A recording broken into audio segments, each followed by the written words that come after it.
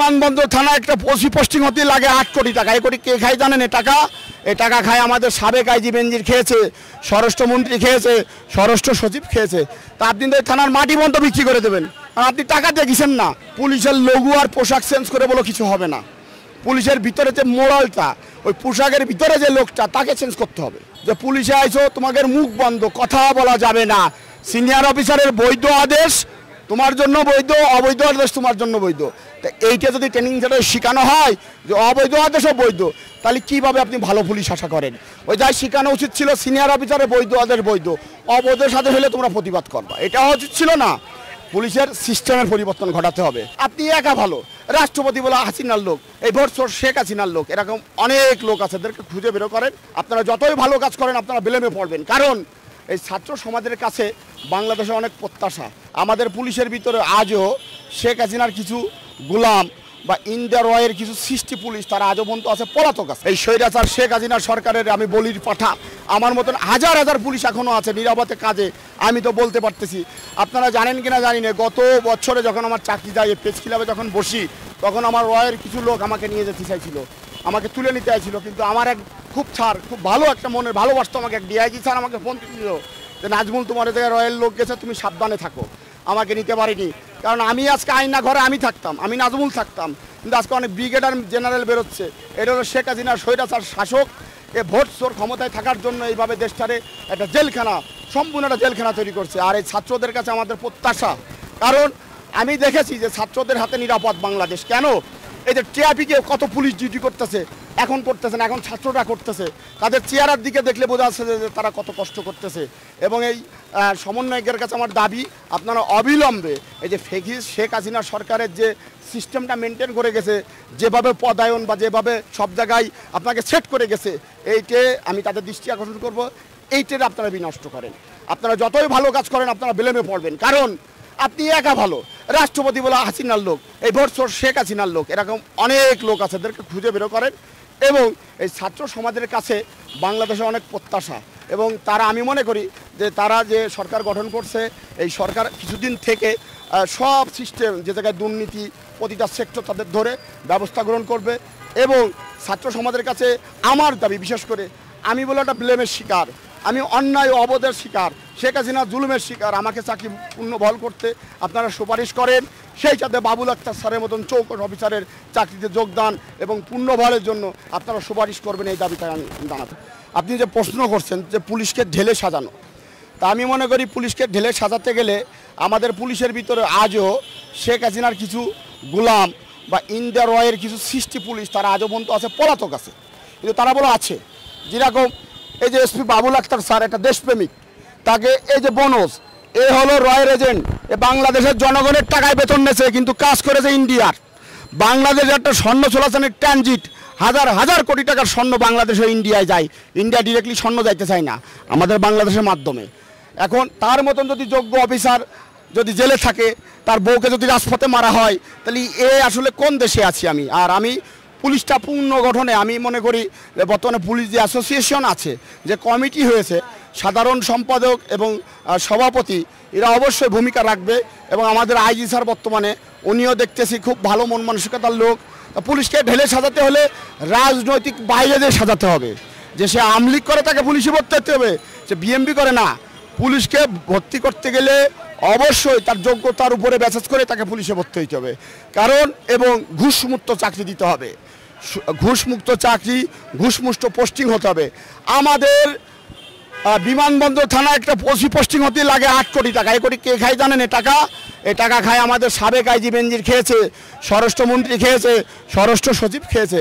তাহলে আপনি যদি একটা ওসি পোস্টিং হতে 1.5 কোটি টাকা রাখেন, তা আপনি তো থানার মাটি বন্ধ বিক্রি করে দেবেন, আর আপনি টাকা দেখেছেন না।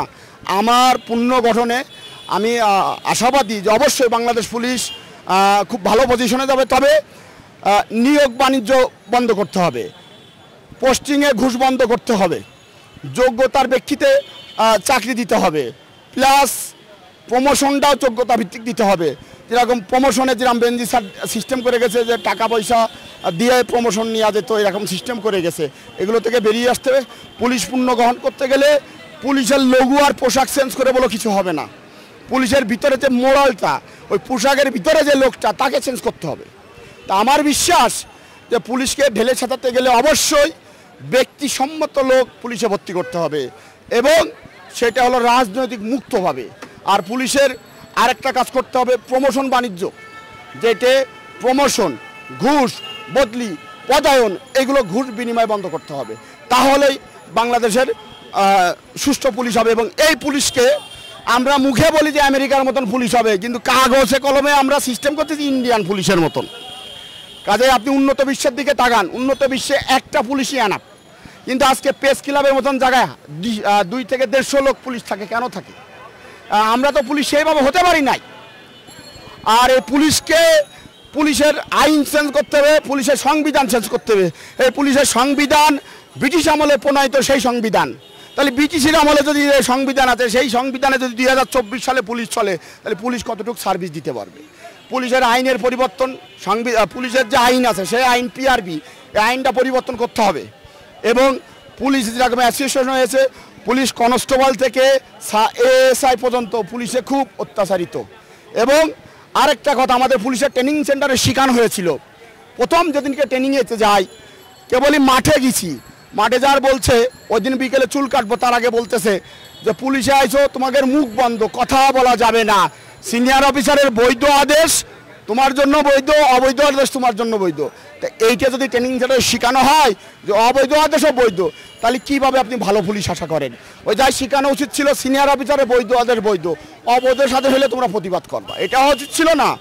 পুলিশের সিস্টেমের পরিবর্তন ঘটাতে হবে, তাহলে পুলিশ ইনশাল্লাহ আগামী প্রজন্মে ভালো সার্ভিস দিতে পারবে বলে আমি আশা মনে করি।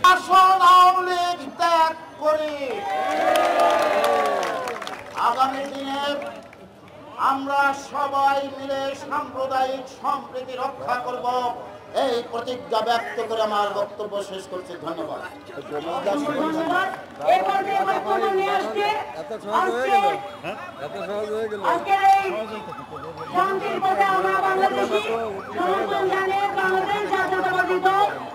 জাতীয় নির্বাহী কমিটির সম্মানিত ভাইস চেয়ারম্যান বাবু অ্যাডভোকেট নিতাই রায় চৌধুরী, অ্যাডভোকেট নিতাই রায় চৌধুরী।